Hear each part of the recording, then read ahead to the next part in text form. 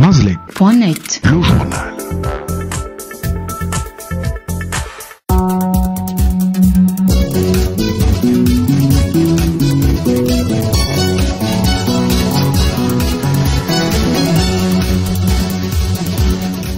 Les titres du journal, les 18 mois de détention préventive en matière criminelle largement dépassés pour l'Ivoirien Yewo, interpellé lors de l'assaut militaire au QG de campagne de Jean Ping lors de la présidentielle d'août 2016 au Gabon et qui cumule plus de 3 ans sans jugement à la prison centrale de Libreville.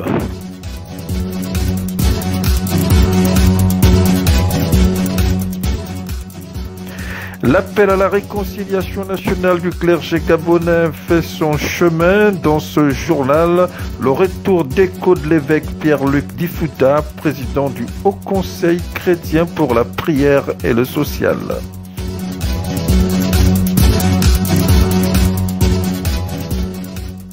La patrie et la nation lui seront reconnaissantes, toile de fond du message du gouvernement à la sortie du corps de Léon Bouyembi, homme d'État décédé le 3 août dernier à Libreville.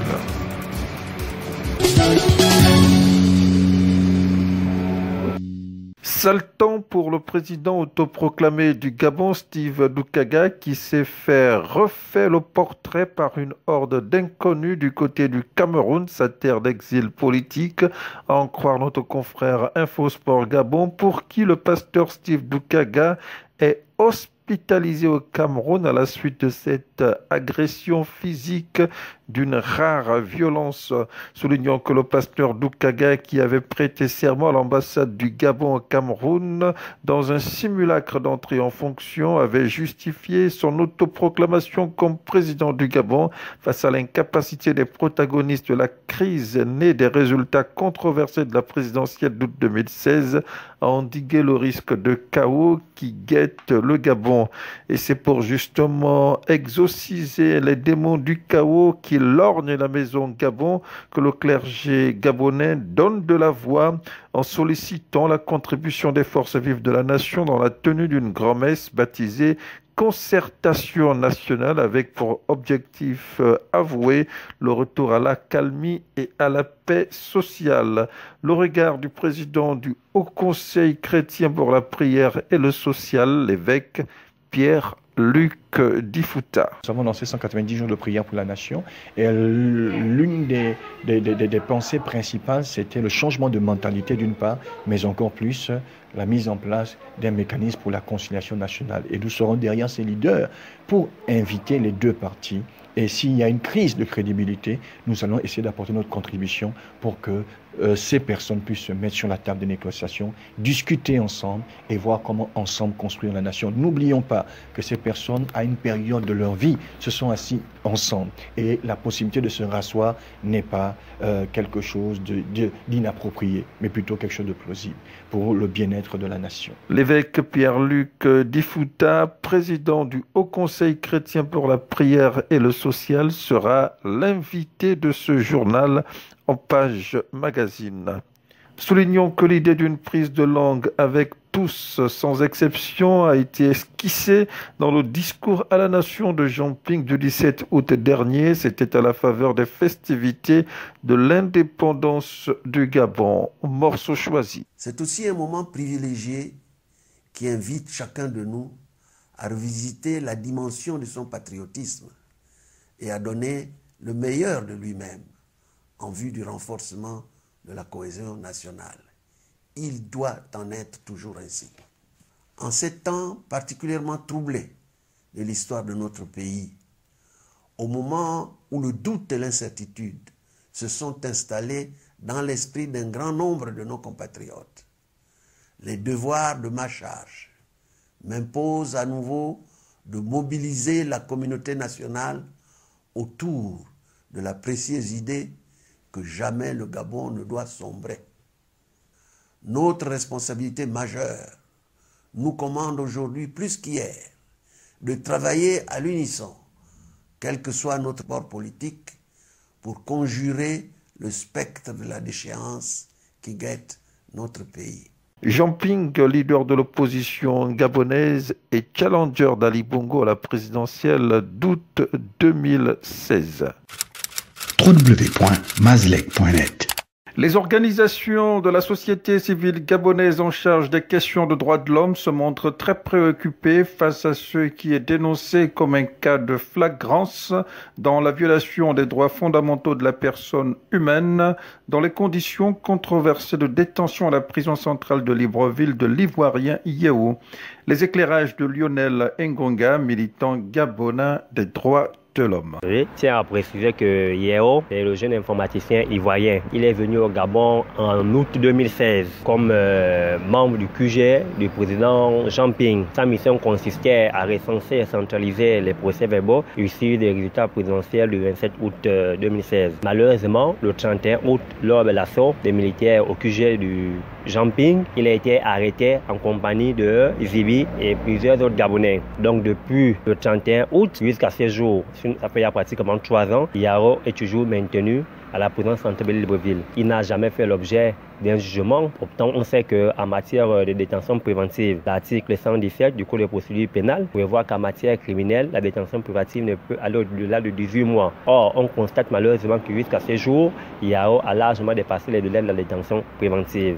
Aujourd'hui, sa détention est devenue arbitraire parce qu'elle ne repose sur aucun élément juridique. La justice au Gabon, c'est également la polémique née de la suspension controversée par le ministre d'État en charge de la justice du premier président de la Cour de cassation, Paulette Ayo, à l'approche d'une décision de justice relative aux réelles capacités d'Ali Bongo à pouvoir diriger le Gabon après l'AVC qu'il a frappé le 24 octobre 2018 à Riyad en Arabie Saoudite.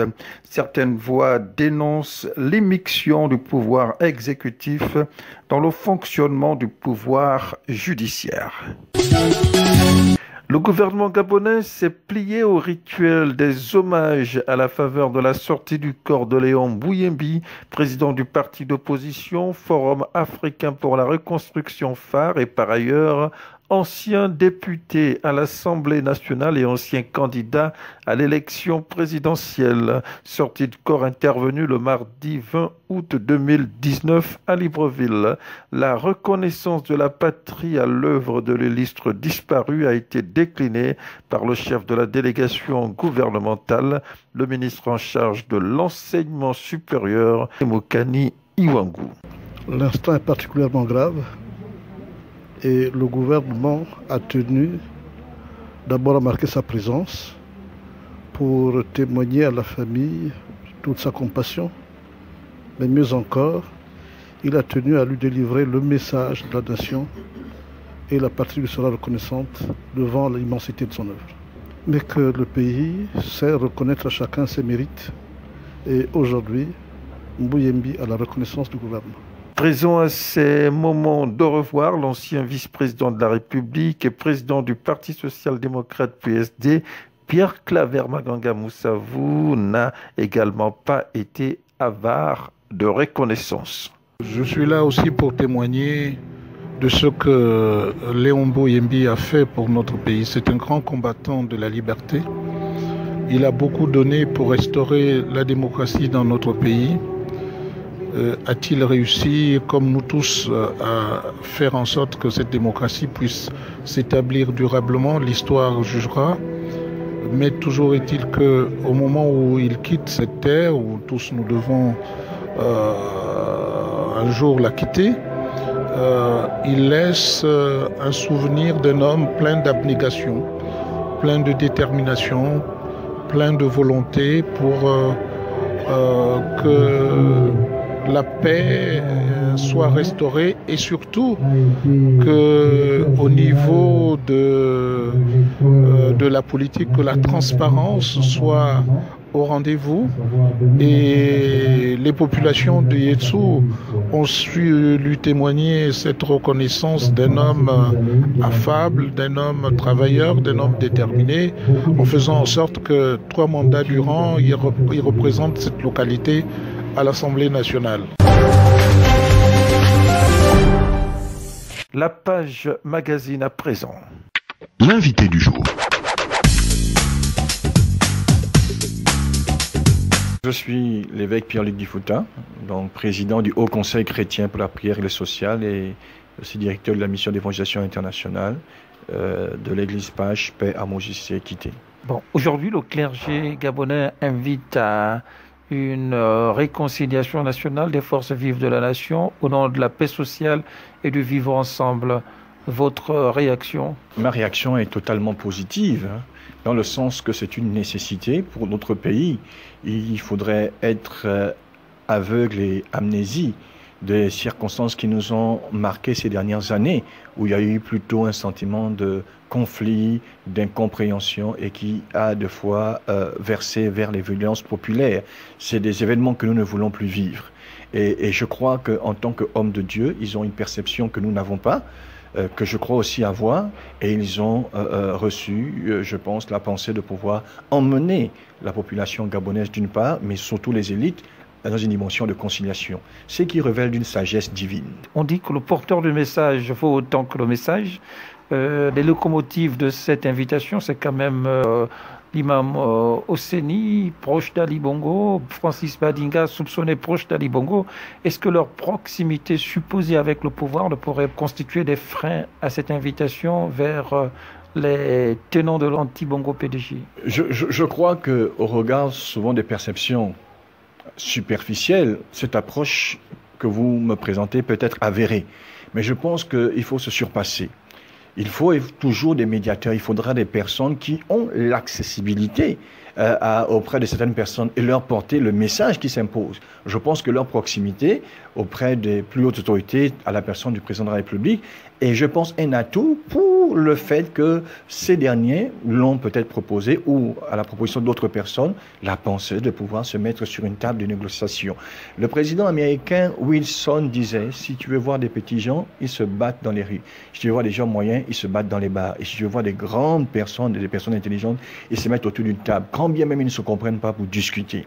Je pense que nous pouvons nous prêter à ce jeu de ce grand président qui a géré la période d'une des grandes crises économiques aux États-Unis avec des mouvements sociaux, des syndicats qui ont travaillé pour construire l'Amérique. Mais à un moment donné, il fallait se mettre autour d'une table pour réfléchir comment faire avancer les choses. Je pense que ces personnes ont le regard spirituel, mais aussi la proximité de pouvoir faire passer un message. Nous voulons demander à ceux qui sont de l'autre côté, c'est-à-dire qui n'ont pas la même approche qu'eux, je parle de la perception physique, parce que c'est quand même des hommes de Dieu, de se surpasser. Ouais, c'est l'invite à se surpasser, à voir l'intérêt supérieur de la nation en priorité et ne pas regarder éventuellement aux clichés. Je pense que c'est un atout qui nous est offert de pouvoir avoir des personnes qui parlent au chef de l'État et qui l'invitent à la réconciliation, sinon à la conciliation avec l'autre partie de la gestion de la cité. Qu'est-ce qui ferait que l'on ne revienne plus à des discussions de trop ou discussions pour rien? Alors je répondrai de manière simple. Premièrement, déjà s'asseoir pour discuter. C'est la première opportunité. On serait il y a quelques mois d'un dialogue d'Angondjé. Voilà. Et le dialogue d'Angondjé, on a eu l'impression qu'il y a eu deux dialogues. Il y a eu un dialogue de ceux qui ont la gestion de la cité, qui ont l'autorité, le pouvoir, et il y a un autre dialogue de ceux qui ont la gestion aussi de la cité, mais qui éventuellement s'inscrivent comme étant la partie opposante à ceux qui ont le dialogue de la cité. Il faut maintenant un dialogue qui concilie ces deux groupes. C'est une nécessité. Alors la garantie de ce que les échéances à venir, et vous parlez dans le contexte politique dont je n'ai pas la grande maîtrise, parce que c'est un canon dans lequel je ne m'inscris pas absolument, même si on a un regard de société civile.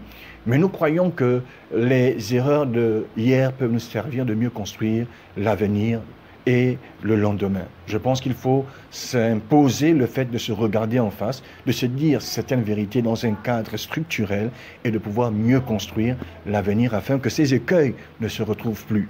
À tort ou à raison, chacun doit donner son opinion de ce qui se passe actuellement dans le pays et de savoir comment mieux construire l'avenir et peut-être les prochaines échéances. Évêque Pierre-Luc Difouta, merci. C'est moi qui vous remercie et je serai toujours disposé à répondre aux invitations de Mazlek. L'info du Gabon en un clic, c'est sur www.mazlek.net.